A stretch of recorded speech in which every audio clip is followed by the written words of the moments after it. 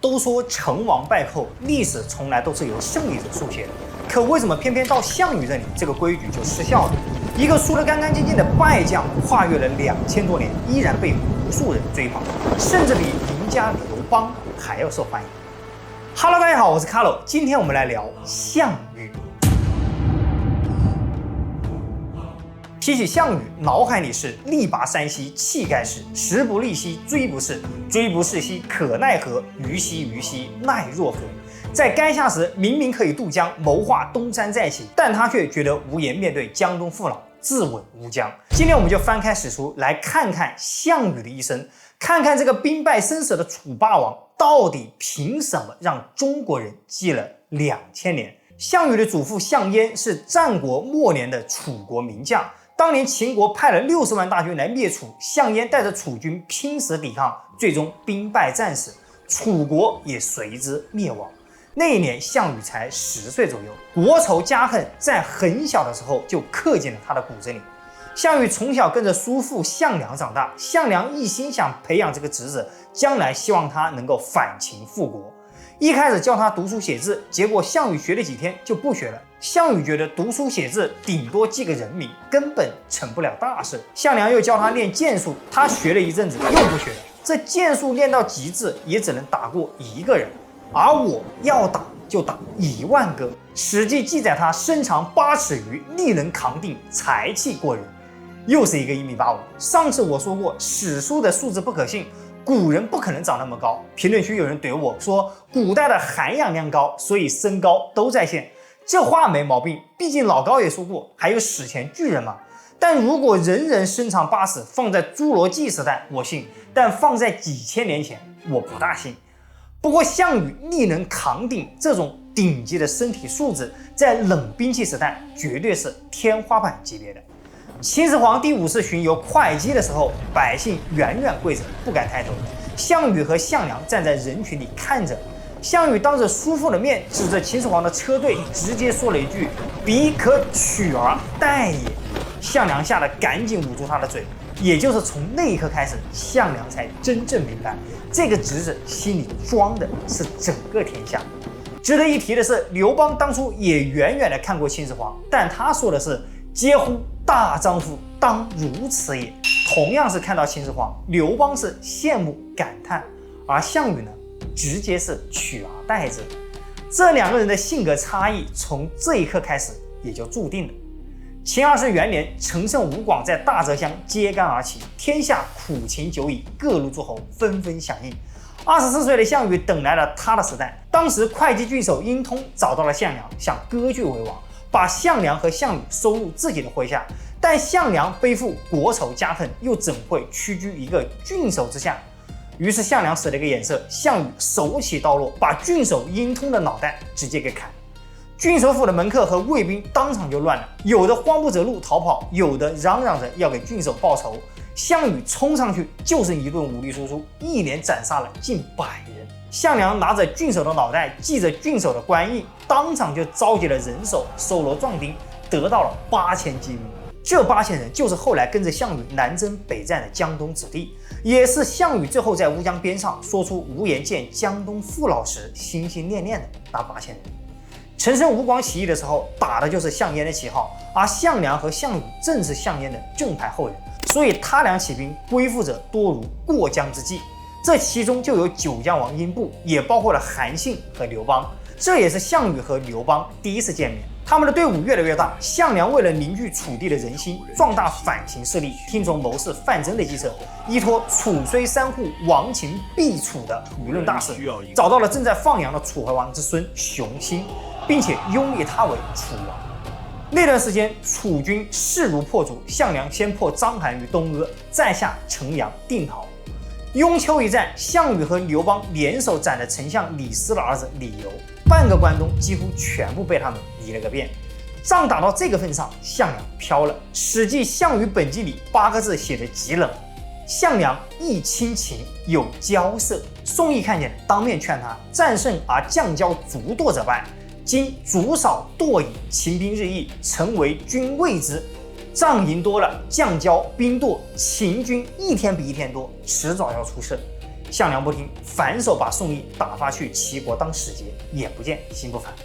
他不知道的是，在咸陽那頭，秦二世已經下了死命令，西起兵役章邯，關中預備役一次性全部押上。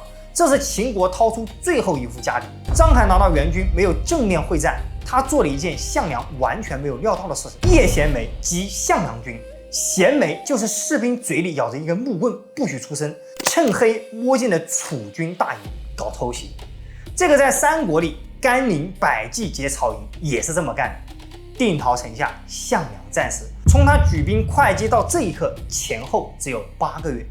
項梁一死，楚懷王熊心就坐不住了，他想奪回权力，擺脫傀儡的局面。他以楚王的名義封宋義做上將軍，項梁做次将，范增做末将，讓他們去巨鹿救趙，同時宣布先入關中者為王。這裡面的貓膩就是他不讓項羽入關，他讓项羽跟着宋義去巨鹿跟秦軍的主力硬碰硬，讓劉邦率軍走另外一條路入關。這個安排明擺着就是要消耗項羽，成就劉邦。大軍走到了安陽，宋義停下了腳步，一停就是46天。項羽急了，跑去跟宋義說：“秦軍圍着巨鹿，我們趕緊帶兵渡過黃河。楚軍從外面打，趙軍在裡面接應，肯定可以贏。”宋義卻說：“現在秦軍打趙軍，打贏了他們也累個半死，我們正好撿漏，打輸了我們再領兵西進，一舉殲滅。”為了防止項羽破壞他的如意算盤，他隨即下了一道軍令：有膽敢不從號令擅自出兵者，立斬無赦。緊接着，宋義利用上將軍的身份，給自己的兒子謀了一個齊國相國的職位，還親自送行。路上支起的帳篷，大擺酒席招待賓客。帳內賓客推杯換盞，帳外士兵卻在大雨中又冷又餓。看着帳內酒肉、帳外飢寒的局面，項羽再也忍不下去了。他走進宋義的帳篷，一劍砍了宋義的腦袋。提着首級出來以後，他對全軍說：“宋義和齊國密謀反楚，我殺他是楚王的密令。”緊接着，大家一致推舉項羽做代理上將軍。楚懷王聽到這個消息以後，也沒有辦法，只能咬牙認了，正式封項羽為上將軍，統領楚國兵馬。項羽手握大權以後，一點也沒有猶豫，直接下令全軍開拔，直奔巨鹿。項羽的高光時刻來了。巨鹿之戰是我認為中國古代戰爭史上最離譜、最顛覆的戰役之一。秦軍這邊，章邯和王離帶着數十萬主力，把巨鹿圍得水泄不通。這支部隊是當年蒙恬北擊匈奴的長城軍團，是整個秦帝國最精銳的野戰部隊，常年和匈奴作戰，戰鬥力極其強悍。章邯的部隊呢，剛剛打敗了陳勝吳廣的起義軍，還殺了項羽的叔父項梁，兵鋒正盛，勢不可擋。再看看起義軍這邊，10幾路諸侯駐紮在巨鹿城外，但全部縮在營寨裡，高築壁壘，不敢跟秦軍交手。他們是真的被秦軍打怕了。陳勝吳廣起義之後，6國紛紛復國，可秦軍在章邯的帶領下幾乎所向披靡，打垮各路起義軍。所有人都覺得衝上去就是送死，只能干瞪着秦軍圍攻巨鹿。一般情況下，面對這種局面，要麼跟着諸侯一起縮着，要麼直接掉頭跑路。此時的項羽只有幾萬兵馬，背後還有楚王的掣肘，但他沒有退縮，他的字典裡沒有怕。他先派英布帶着2萬人渡過漳河，切斷了秦軍的糧道，讓王離的部隊陷入了缺糧的境地。史書記載，項羽乃西引兵渡河，皆沉船，破府鎮，燒爐舍，持3日糧，以示士卒必死，無益還興。他下令把所有的渡船全部鑿沉，把做飯的鍋碗瓢盆全部砸爛，把軍營裡的帳篷也全部燒了，每個士兵只准帶3天的乾糧。他告訴手下的将士，這一去不是打贏就是死，誰也別想活着回來，沒有退路。各位，一支抱着必死決心的軍隊能爆發出多大的戰斗力？之後發生的事情超出了所有人的預料。项羽帶着這支楚軍直衝秦軍的陣營，1天之內和秦軍打了9場仗，9戰9勝，硬生生地衝垮了秦軍的防線，切斷了秦軍的糧道，活捉了秦軍的主將王離，大敗秦軍。那些之前縮在營寨裡不敢動的諸侯將領們，全部站在自己的營壘上看熱鬧。只見楚軍的士兵一個個以一當十，喊殺聲震天動地，把那些諸侯軍的將士們看得目瞪口呆，渾身發抖。等到楚軍打贏了，項羽召見各路諸侯將領的時候，這些人走進軍營大門時，全部跪着往前擼，沒有一個人敢抬頭直視項羽。這一仗，24歲的項羽直接掀翻了秦帝國最後的軍事支柱，也徹底改寫了中國歷史。從商鞅變法以後，秦軍的戰鬥力在整個華夏大地上就是獨當一面的存在，橫掃六國，北擊匈奴，南征百越，幾乎沒有任何对手。可項羽就帶着幾萬兵馬，硬生生的把秦軍2大主力軍團全部打垮。這種戰績放在整個中國古代史上都是凤毛麟角的存在。從此，项羽正式成為諸侯联軍的最高統帥。各路諸侯也全部由他指揮。章邯兵敗之後，看項羽如此之猛，置之不敵，向朝廷求救。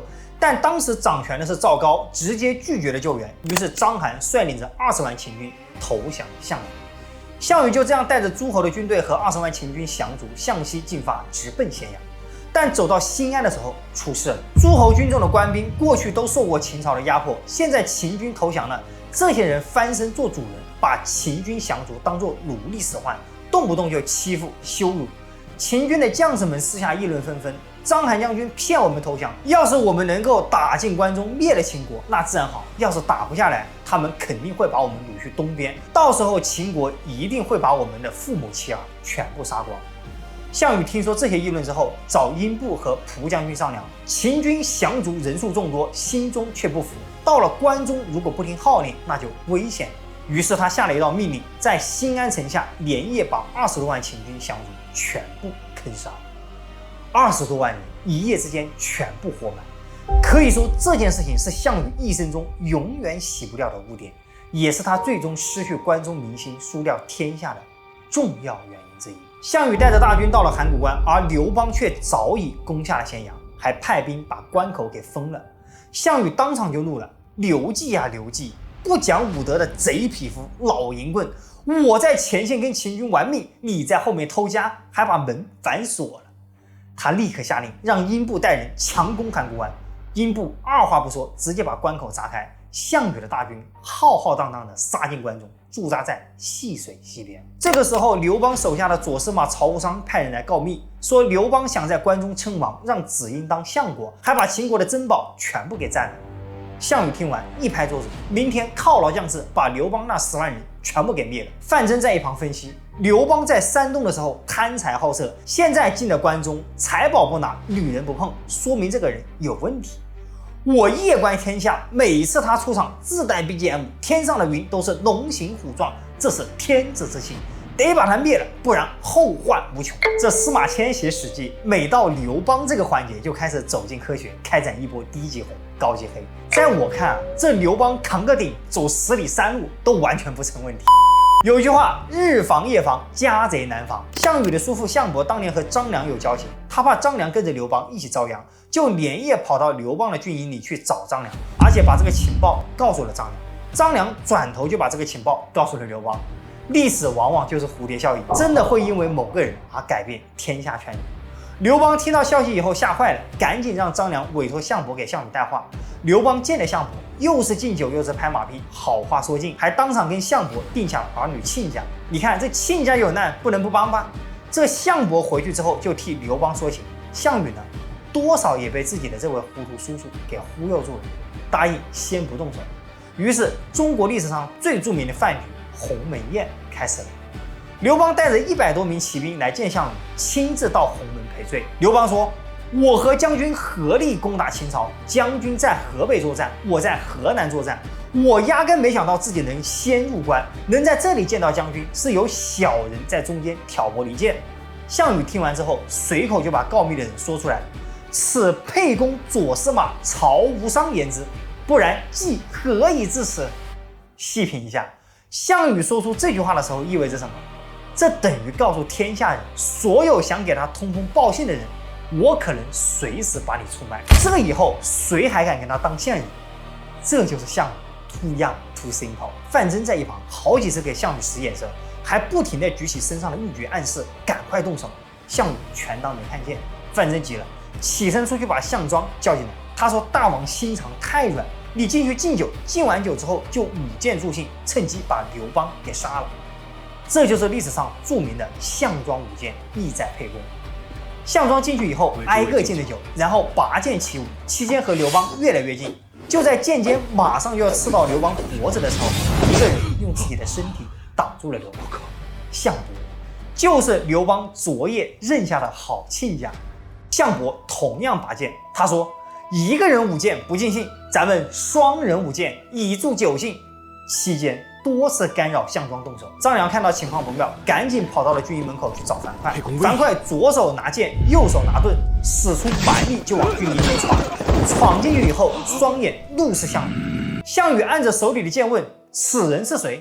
張良說：“是沛公的侍衛樊噲。”項羽一看這個人如此兇猛，大有幾分猛虎下山的意思，不但沒有動怒，反而感嘆了一句：“好一個壯士，賜酒。”旁邊的人給樊噲一大朵酒，樊噲站着一飲而盡。項羽又賞給了他一條生豬腿，樊噲把盾扣在地上，把豬腿放在上面，拔劍切着吃。項羽又問：“壯士能復飲乎？還能再喝嗎？”樊噲說：“我死都不怕，有什麼不敢喝的？”隨後說了這麼一番話：“夫秦王有虎狼之心，殺人如不能舉，行人如恐不慎，天下皆叛之。懷王與諸將曰：先破秦入咸陽者，王之。今沛公先破秦入咸陽，毫毛不敢有所進，封閉宮室，還軍霸上，以待大王來。這秦國像虎狼一樣殘暴，招致天下人起兵造反。當初楚懷王跟着諸將約定，先入關中者為王。現在咱們沛公劉邦先入了咸陽，珠寶不動，女人不碰，退軍駐守霸上，不就是為了等待大王您來驗貨嗎？這麼勞苦功高的人，你不但不封賞，反而聽信小人的話，要來殺有功之人。你項將軍莫非是要走那秦朝皇帝的老路，殘害忠良嗎？”項羽一時無話可說，便給樊噲賜座。從這裡看出，項羽這個人為人非常純粹，他的心中敬重的是忠臣勇士。項羽看到樊噲這樣的勇士，焦點瞬間從劉邦身上轉移到了樊噲，而劉邦則趁着這個機會借口上廁所，實則是準備開溜。劉邦上廁所的時候，樊噲跟着出来。劉邦說：“我招呼都不打就跑路，以後怎麼辦？為之奈何？”樊噲說了一句千古名言：“人為刀俎，我為魚肉，大行不顧細謹，大禮不辭小讓。別廢話了，趕緊跑吧！”劉邦聽完，把獻給項羽的玉璧和玉斗留給了張良善後，自己抄小路騎馬跑了。過了一陣子，張良和項羽說：“沛公酒量不行，不能當面告辭，特意獻上這對玉璧和玉斗，獻給項將軍和范亞夫。”項羽接過玉璧放在座位上，而范增接過玉斗，咔嚓一聲狠狠地摔在地上。隨後范增指着項羽的鼻子罵道：“庶子不足與謀，奪項王天下者，必沛公也。你等着吧，將來和你搶天下的一定是劉邦。”有人說項羽鸿门宴放走了劉邦是婦人之仁，但一個隨隨便便坑殺20萬俘虜的人，真的是婦人嗎？以我对項羽的了解，大概率是他不屑於在宴席上用這種方式除掉對手，他要贏就要在戰場上堂堂正正的贏，讓所有人心服口服。因為在他心裡，英雄就該有英雄的樣子，贏也要贏得光明磊落，輸也要輸得坦坦蕩蕩。這是項羽的驕傲，也是他致命的弱點。鴻門宴過後沒多久，項羽帶着軍隊向西進入了咸陽城。他殺了已經投降的秦王子嬰，又一把火燒了秦朝的宮室，大火連燒了3個月，可見當年的秦王宮是何等富麗堂皇。項羽收拾完秦宮的珍宝和美女，準備帶兵東撤。就在這個時候，有人勸項羽，關中這塊地方四面有險關，土地肥沃，可以在這裡建都稱霸。項羽看着殘破不堪的秦王宮，說了一句：“富貴不歸故鄉，如衣袖夜行，誰知之者？富貴了不回家鄉，就像穿着漂亮的衣服在夜裡走路，誰能看得到呢？”這也就是衣錦還鄉，錦衣夜行成語的由來。項羽沒有採納在咸陽建都稱霸的建議，結果那個人隨口說了一句：“楚人入侯而觀。”意思是這猴子，你給他洗了澡，穿上人的衣服，戴上人的帽子，他終究還是只猴子。意思就是說目光太短淺了。項羽聽了這話，哪裡受得了這種羞辱，當場就把那個人給煮了。緊接着，項羽開始效法周武王分封天下，一共封了18路諸侯王。他自己號稱西楚霸王，統轄9個郡，建都彭城。項羽的分封夾雜了大量的個人情感，他不看功勞大小，只看關係親疏，自己占了最富庶的梁楚9郡，把親信和部將都封在了中原的好地方。而劉邦呢，如果按照楚怀王先入關中者為王的約定，本該坐擁關中。但項羽硬是把他分到了巴蜀，還派了章邯、司馬欣、董翳3個秦朝諸將堵在漢中门口，想把他困死在那裡。至於楚懷王，項羽尊他為義帝，然後把他趕到了長沙的郴縣。沒過多久，項羽派英布暗中把義帝給殺了。項羽每一次殺人都為日後埋下了地雷，這個殺義帝的行為也是劉邦日後討伐他的借口。而就在此時，項羽軍中的韓信因為沒有得到重用，在蕭何的推薦下投靠了劉邦。沒過多久，齊地的田榮起兵反叛，自立為王。原因很簡單，當初他和項梁一起隨軍出生入死，但因為沒有救項梁而和項羽結怨，最後沒有被封侯。與此同時，趙國的陳馀也起兵叛變。劉邦趁着這個時期，在韓信的幫助下，一舉平定了三秦，從漢中殺了出來，不到半年占了整個關中。那些沒有拿到好封地的諸侯也紛紛開始叛變，天下再次陷入了戰亂。此時的項羽到處救火，到處平叛。項羽首先去齊國，他還是一如既往的所向披靡，直接把田榮斬首。此時他再次下令將齊地的降卒全部坑殺，在齊地巡遊時所到之處片甲不留。他還向世人展示叛徒的下場。結果這波殘暴激起了齊國民眾的全力反抗。田榮的弟弟田橫一波接一波的發動暴動，項羽一時間也被牽制在了齊國，整整1年無法脫身。而劉邦趁項羽深陷齊國，聯合了各路諸侯，湊了50多萬大軍，一舉攻下了項羽的都城彭城。劉邦打進彭城之後，以為大局已定，也開始飄了，整日在楚王宮裡喝酒慶功，搜羅項羽的財寶美女，各路諸侯也跟着夜夜笙歌。項羽知道消息以後，又幹了一件讓所有人想都不敢想也不敢做的事情。他讓大軍繼續留在齊國平叛，自己只帶了3萬精銳騎兵，日夜兼程從齊國火速趕回彭城。3萬對50萬，項羽帶着這3萬騎兵繞到彭城西面的蕭縣，天一亮就發起總攻，利用騎兵的機動性反覆衝擊劉邦的陣營。劉邦的聯軍還在睡夢中，突然被楚軍殺了進地。到中午的時候，56萬聯軍被徹底打崩了，士兵們四散逃命，光掉進睢水淹死的就有10多萬人。劉邦的老婆呂雉和他的老爹劉太公沒跑掉，被項羽俘虜了。劉邦帶着幾十個騎兵拼死逃了出去，路上為了讓馬車跑快一點，他好幾次把自己的親生兒女推下車。3萬對56萬，而且是半天時間，直接打崩了對方的主力。這種以少勝多的戰績，放在整個古代戰爭史，真的寥寥無幾。從巨鹿到彭城，我們會發現項羽打仗對騎兵戰術的運用，對戰場的實際把握，对士兵士氣的調動，都已經到了爐火純青的地步。其實在此之前，中原戰場的作戰還是以步兵和戰車為主，騎兵大多只是用來偵察。是項羽把騎兵的機動性和衝擊力發揮到了極致，開創了大規模騎兵突擊作戰的先河。就像2戰期間德軍把戰機發揮到極致一樣。後來的韓信、霍去病在騎兵的戰術上或多或少都受到項羽的影響。在正面戰場，劉邦根本打不過項羽，但劉邦有2個關鍵優勢：關中的蕭何一直在給他派兵送糧，打光了立馬補上。同時，劉邦採納了張良的計策，兵分3路，一路和項羽正面硬剛，一路在項羽的後面打游擊，破壞楚軍的糧道，最後一路則是讓韓信帶着兵北上，去打那些投降項羽的諸侯王。韓信也不愧是兵仙，他帶着幾萬人馬一路開掛，短短1年的時間就平定了整個北方。在正面戰場，項羽把荥陽給圍了，斷了劉邦的糧草。劉邦扛不住了，又派人去找項羽想和解。此时70多歲的范增站了出來，他說：“千萬不能和解，現在一鼓作氣就能拿下荥陽，如果和解了，那就是再次放虎歸山。”這次項羽聽進去了。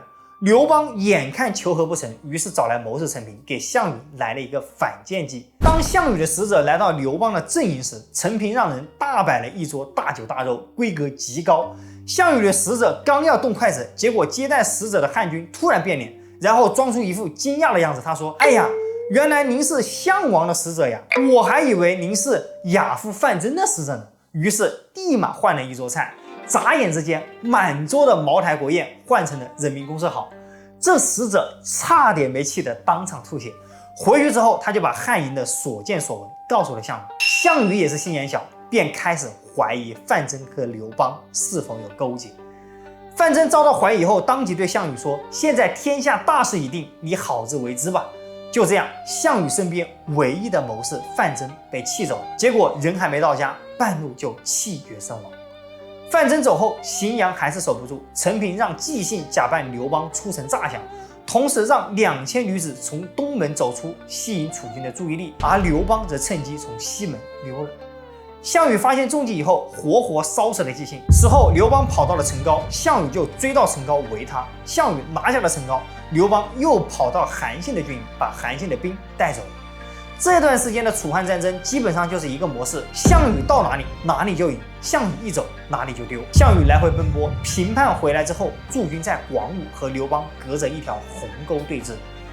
項羽在陣前放了一個台子，把劉邦的父親綁上來，對着劉邦喊：“你再不投降，我就把你爹煮了。”劉邦說：“我和你当年結拜為兄弟，我爹就是你爹。你要是真把咱爹煮了，別忘了分我一碗肉湯。”項羽急了，和劉邦說：“天下亂了這麼多年，就是因為我們兩個人，乾脆我們兩個單挑，誰贏了，天下就是誰的，也別讓百姓跟着遭罪了。”劉邦笑了笑：“我又不傻，和你單挑，我找刺激呢。”項羽派人上台挑戰，結果劉邦那邊有個神箭手，暗箭連射2人。項羽大怒，親自走上台，神箭手正要再射，項羽怒目圆瞪，一聲大喝，嚇得弓箭手連弓都不敢拉開。你們看看項羽的威力有多大。所以後來三国孫策挟死一将，喝死一将，被人稱為小霸王。當然，项羽也不只是校正，你劉邦會搞偷袭，我也會搞。他也埋伏了一個弓箭手，在和劉邦對罵的時候，項羽安排的弓箭手反手一箭，正中劉邦的胸口。劉邦為了穩定軍心，硬是撐着傷，說只射中了腳趾。隨後連夜回到陳高養傷。就在此時，韓信已經打敗了項羽派去支援的大將龍駒，滅了他20多萬。正面戰場這邊，劉邦堅守不出，背後彭越騷擾不斷，加上韓信勢如破竹，項羽的局勢從不斷削弱，逐步落入了下風。項羽忍无可忍，決定親自去收拾彭越。走之前囑咐曹咎和司馬欣：“我走以後，劉邦肯定會再來校正，你們千萬不要出擊，我最多15天就回來。”結果劉邦聽說項羽走了，立刻出來校正，指揮漢軍對着楚軍就是一頓罵，連罵了5、6天。曹咎和司馬欣終於忍不住了，率兵出擊。結果漢軍早有埋伏，楚軍全軍覆沒。曹咎和司馬欣覺得無颜再面見項羽，雙雙自刎。劉邦趁勢圍攻荥陽，項羽聽到消息以後，立刻趕了回來。當漢軍再次看到項羽回來的時候，又嚇得四散奔逃。看到這裡，我們基本明白，項羽的戰鬥力天下無雙，神擋殺神，佛擋殺佛。但問題是，項羽只有一個人，他不可能同時出現在所有的戰場上。楚漢兩軍又對峙了一陣，項羽的糧草快沒了。項羽不得不向劉邦再次议和，雙方約定以鴻溝為界，西邊歸漢，東邊歸楚。這也就是象棋裡的楚河漢界。議和以後，項羽把劉邦的老爹和老婆呂雉都放了，然後帶着自己的人馬往東邊撤。而就在此時，劉邦的謀士張良和陳平又勸他。此時項羽兵伐梁晉，正是滅他的絕佳時期。這個時候如果放虎歸山，那後患無窮。劉邦當即撕毀了合約，率軍追擊，一路追到陽夏，並約了韓信、彭越一起來攻項羽。各路大軍齊聚垓下，把項羽團團圍住。此時項羽的糧草已經吃光了，士兵也越來越少。漢軍和各路諸侯裡三層外三層，把楚軍圍得嚴嚴實實。到了晚上，四面八方都響起了楚地的歌聲，楚軍的士氣一下子就崩了，每個人心頭都湧起了思鄉之情。項羽知道大勢已去，他半夜起來在帳內飲酒。項羽身邊的美人虞姬一直陪伴在他的身邊。此時項羽悲從中來，慷慨高歌：“力拔山兮气蓋世，时不利兮騅不逝。騅不逝兮可奈何，虞兮虞兮奈若何。我項羽有拔山之力，舉世無雙之氣，可天時不利，我的烏騅馬也不肯再往前跑。虞姬啊虞姬，我拿你怎麼辦呢？”一連唱了好幾遍。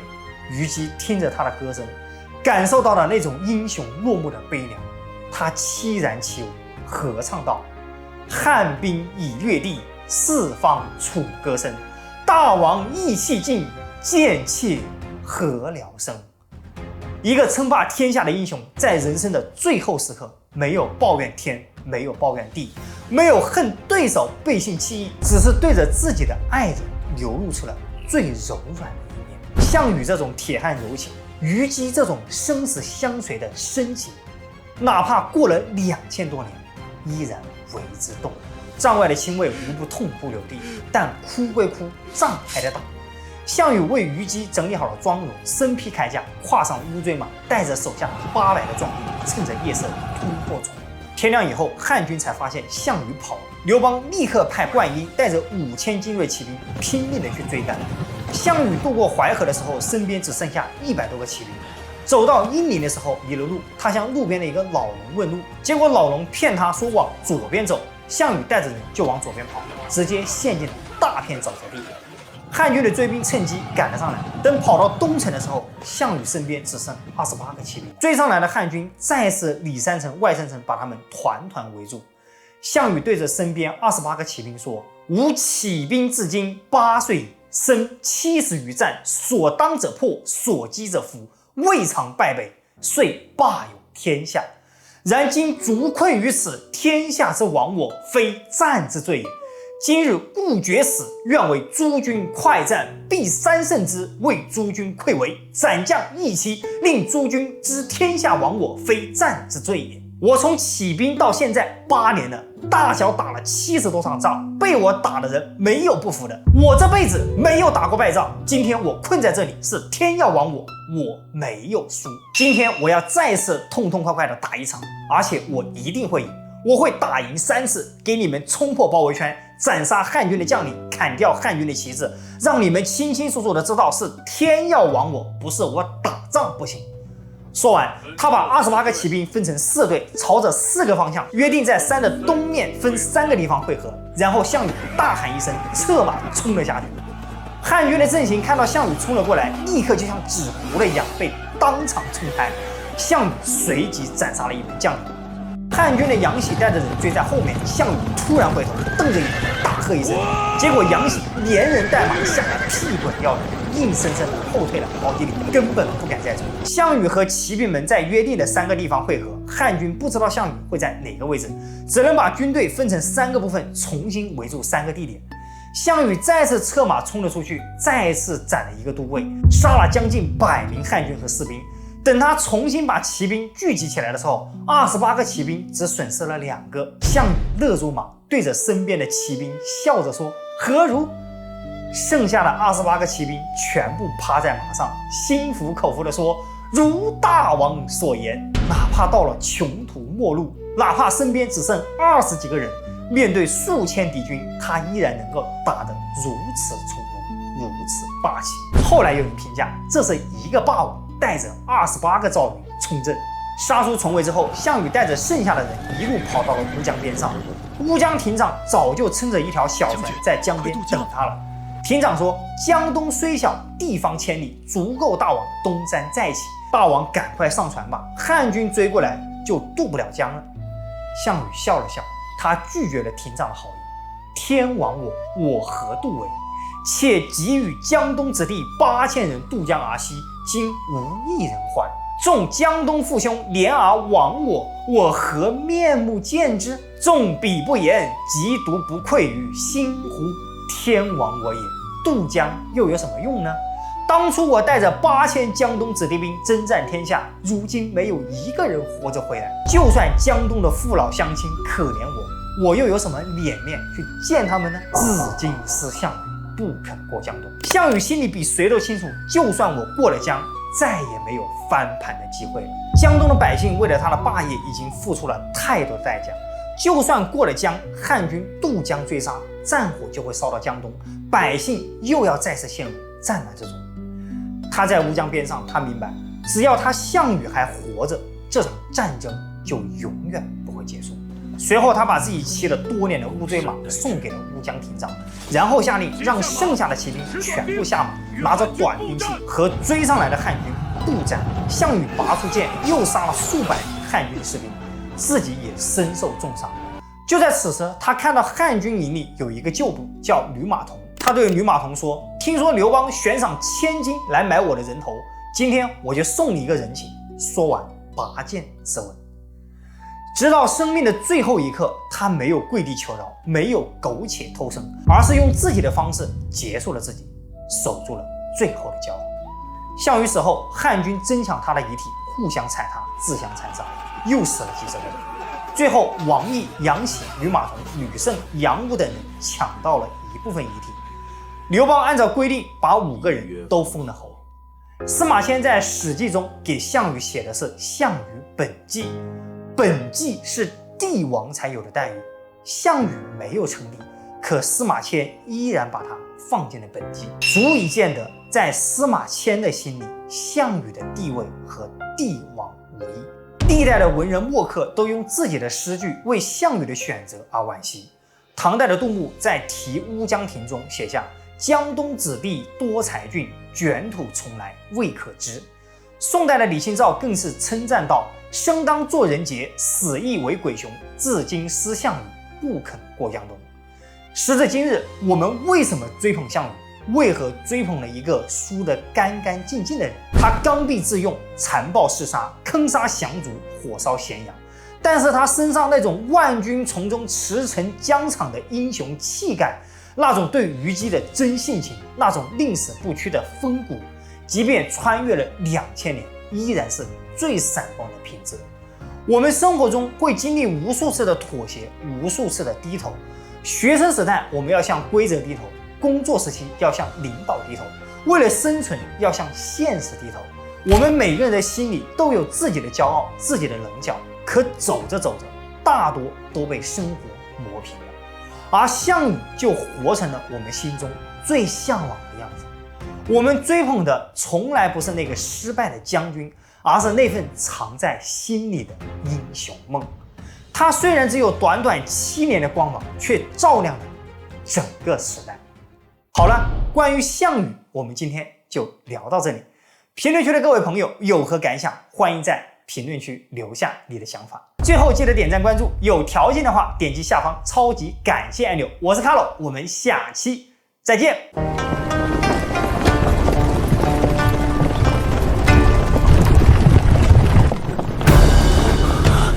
比你可而待也，嗟乎！大丈夫当如此也。